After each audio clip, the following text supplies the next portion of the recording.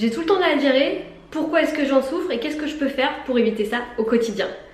Bonjour à vous et bienvenue dans cette nouvelle vidéo, je suis ravie de vous retrouver aujourd'hui, j'espère que vous êtes en pleine forme. Pour ma part, je suis super contente de vous retrouver, de vous partager cette nouvelle vidéo. Donc si vous ne me connaissez pas, je m'appelle Coralie Béguin, je suis naturopathe spécialisée dans les troubles digestifs chroniques. J'accompagne toutes les personnes qui ont des problématiques de digestion à travers des programmes en ligne dédiés ou encore des consultations. Et également, je forme les naturopathes et thérapeutes à se former dans les problématiques de digestion.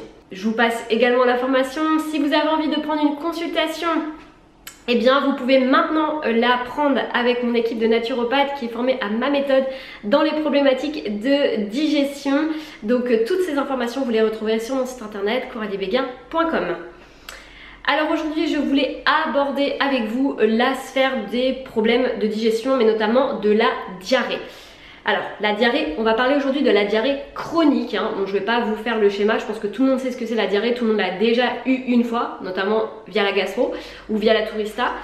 Donc c'est très désagréable, donc quand c'est une fois de temps en temps, bon c'est pas grave. Par contre quand ça devient vraiment à répétition, là ça va être handicapant. Pourquoi ? Eh bien parce qu'en fait déjà vous allez vous renfermer sur vous-même et vous priver de certains moments en famille ou avec des amis. Je vous prends notamment l'exemple du fait que vous allez au restaurant, vous commencez à manger votre plat, soit il y a un petit courant d'air froid, soit ce que vous avez pris ça passe pas, et là vous sentez au niveau de votre ventre qu'il y a quelque chose qui se passe, que vous sentez mal, et en général soit vous avez de la diarrhée régulièrement et donc vous sortez un Imodium, et là vous prenez l'Imodium et hop, ça rentre dans l'ordre, on peut continuer le repas, donc on bloque l'expulsion des selles. Soit vous rentrez chez vous en arrêtant complètement le repas, en laissant un petit peu la situation en disant j'ai une urgence, je suis obligée de rentrer. Parfois on est obligé un petit peu de mentir parce qu'on se dit, on va pas se dire à ses amis j'ai la diarrhée, je suis obligée de rentrer parce que là sinon je vais pas être bien pour toute la soirée. Donc c'est vrai que ce type là, je vous parle de ça ouvertement comme ça en vidéo, mais je sais à quel point dans la vraie vie quand ça arrive, on n'en parle pas comme ça. On en parle très peu des problématiques de digestion, et même moi, parce qu'on dit souvent oui mais toi t'es naturopathe, t'as l'habitude qu'on en parle, etc. Même moi dans ma sphère amicale et familiale, il est rare quand même qu'on me parle ouvertement d'un problème de digestion. Je sais que ça reste quand même un sujet qui est très tabou, on est très pudique par rapport à ça, on est gêné, on se dit on sait que c'est pas normal, mais à la fois on sait pas trop à qui en parler, on va pas en parler à ses amis, on va pas en parler à ses proches, donc des fois on reste avec ses problèmes. Donc c'est très très dur à vivre. Je vous parle aussi d'une dame que j'avais eue en consultation justement pour des diarrhées chroniques qui me racontait qu'elle devait abandonner son caddie quand elle faisait ses courses dans une grande surface parce que le fait de passer du chaud au froid d'un coup, notamment dans les rayons surgelés ou les rayons frais qui ne sont pas fermés, eh bien ça lui déclenchait une crise de diarrhée. Et en fait elle m'expliquait que très souvent elle pouvait pas faire autrement, elle laissait son caddie en plan comme ça et elle rejoignait son mari et elle rentrait directement à la maison parce qu'elle pouvait pas faire autrement du tout. Voire même aussi, parfois on peut avoir des accidents, c'est-à-dire que tellement la diarrhée est puissante, en fait on n'arrive pas à l'arrêter et du coup parfois on peut retrouver aussi des selles directement au niveau de son pantalon ou de sa culotte. Et je suis désolée d'en parler comme ça, mais c'est ce qui se passe dans la réalité. Donc, ce que je tiens à vous dire, déjà première chose, si vous êtes atteint de diarrhée chronique, c'est pas normal. Ça veut dire qu'au niveau de votre système digestif, il y a quelque chose qui se passe qui n'est pas bien digéré par votre intestin. Deuxième chose que je veux vous dire, quand on vous dit vous avez de la diarrhée, ouais mais non, ça vient pas de votre alimentation. Les personnes qui vous disent ça, c'est faux, clairement. C'est comme si par exemple je vous prenais l'exemple du fait que par exemple vous avez votre plante, vous l'arrosez et puis d'un coup vous arrêtez de l'arroser puis elle meurt. Et c'est comme vous disiez, ah bah non mais c'est pas de la faute du fait que je l'ai pas arrosée si elle est comme ça. Ok, d'accord. En fait au niveau de la diarrhée c'est exactement pareil. Il y a deux choses très importantes à aller voir au niveau de la diarrhée. Première chose, alimentation. Qu'est-ce que je fais dans mon alimentation qui ne passe pas? En général, dans les causes qui reviennent vraiment régulièrement, on va avoir l'alcool qui peut potentiellement déclencher une diarrhée. Et ça même on le voit chez les étudiants. Notamment il y a beaucoup d'étudiants qui nous disent j'ai pris j'ai fait la bringue hier, bon en général le lendemain j'ai une diarrhée, enfin en tout cas j'ai un caca qui est très mou. Ok. Est-ce que je mange gras? Et là c'est tout type de graisse parce que souvent on me dit Ah non, non, mais moi je mange pas de gras, je cuisine uniquement avec de l'huile d'olive et je mange pas de burger, je mange pas de fast food, je mange pas de plats préparés. D'accord, mais est-ce que vous mangez beaucoup d'avocats? Est-ce que vous mangez beaucoup d'oléagineux? Ah bah oui, non mais oui, ça c'est sain Coralie, donc oui bien sûr que j'en mange beaucoup. D'accord, ok. Et donc déjà ces deux points là que vous pouvez déjà vérifier dans votre alimentation, c'est déjà une première chose.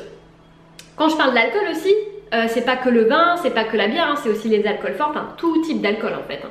Troisième chose aussi, eh bien quand on va venir manger des aliments qui ne sont pas compatibles entre eux. Et donc c'est souvent le cas au restaurant par exemple, quand on va manger dans un restaurant type gastronomique ou encore très souvent, désolée de le dire, mais un peu les restaurants un peu healthy où il y a plein de combinaisons qui ne sont pas du tout digestes. Si votre intestin il en peut déjà plus, vous êtes fatigué, vous n'arrivez pas à vous lever le matin, vous récupérez pas, vous êtes stressé, vous avez eu des mauvaises nouvelles. En plus de ça, ça fait des années que votre alimentation n'est pas digeste, assimilable. Au bout d'un moment, votre corps il va vous dire non mais moi je jette l'éponge, hein, ciao, ça c'est sans moi. Et là je déclenche une diarrhée parce que ce n'est plus du tout assimilable. On va avoir aussi des personnes qui mangent beaucoup trop de légumes et de fruits, hein, de fibres. Ne me dites pas et n'allez pas me dire que dans votre alimentation, parce que vous avez la diarrhée, vous allez prendre des fibres. Non, non, non, ça c'est plus possible. Quand vous avez de la diarrhée, on va venir justement compacter les selles avec des aliments type féculents, type protéines, pour justement compacter un petit peu les selles. Surtout que quand vous avez de la diarrhée chronique, il y a aussi une autre problématique, c'est que vous allez venir vous déminéraliser et vos nutriments ne vont plus être absorbés. Ça c'est la problématique et c'est souvent d'ailleurs ce qu'on vous demande de regarder, c'est votre poids et si vous buvez assez. Parce qu'au niveau de la diarrhée, on se déshydrate beaucoup. Quand on a la gastro d'ailleurs, le médecin nous le dit. Donc déjà si vous pouvez regarder ces choses-là et voir dans votre alimentation si vous faites ces choses régulièrement ou pas vraiment. Du coup ça peut être l'autre cause qui est la cause psycho-émotionnelle. Parce que en décodage émotionnel, la diarrhée c'est quand on ne supporte pas une situation. Et je vous prends un exemple très simple, il n'y a pas longtemps j'accompagnais un monsieur en consultation qui me disait qu'il était victime de diarrhée chronique depuis plus de 10 ans. Depuis plus de 10 ans, bon voilà, de l'imodium, etc. Pas mal de traitements, rien au niveau clinique, passé plusieurs coloscopies, plusieurs examens, il avait même vu une psychologue. Et voilà, il me dit là j'en viens vraiment à la dernière solution qui est la naturopathie. Et du coup ce monsieur, je lui demande quand est-ce que ça s'est déclenché, quand est-ce que vous avez commencé à avoir vos troubles, etc. Et il me dit en fait ça s'est déclenché à partir du moment où j'ai commencé à travailler. Ok, qu'est-ce qui s'est passé? Ah je supporte pas mon travail, j'en peux plus, je suis mal, etc. Est-ce que vous avez de la diarrhée quand vous êtes en vacances? Ah non, j'ai pas de diarrhée quand je suis en vacances. Par contre dès que je reprends le premier jour ou même la veille j'en ai. Ok, ça marche. Du coup là, effectivement, dans le deuxième cas, si l'alimentation bien sûr est digeste et que par rapport à ce qu'on a vu, et il y a aussi d'autres cofacteurs dans l'alimentation, eh bien on va pouvoir passer sur le côté psycho-émotionnel. Et là dans ces cas-là, comme je vous ai dit, comme c'est une situation qu'on ne supporte plus, qu'on ne peut plus supporter, en fait c'est ça, la diarrhée c'est chronique, quand elle est vraiment pas purement alimentaire, c'est une situation qu'on ne peut plus supporter et donc le corps va par tous les moyens l'expulser. C'est pour ça qu'on se retrouve à avoir de la diarrhée à répétition. Chez des personnes, ça n'a rien à voir. Elles sont très bien dans leur vie, elles dorment bien, elles font du sport, etc. Victimes de diarrhée chronique. Dans ces cas-là, on revient à la solution numéro 1. Dans mon alimentation, dans mon hygiène de vie, qu'est-ce que je fais qui n'est pas digeste et qui m'entraîne des problématiques de digestion chronique?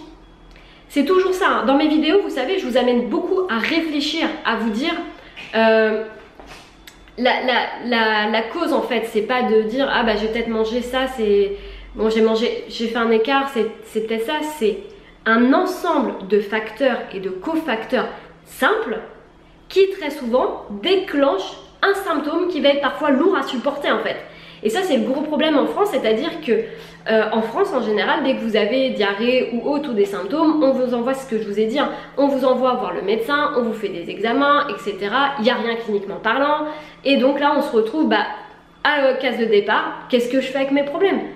Prenez ceci, prenez cela, prenez. Mais en fait la solution c'est pas de prendre quelque chose.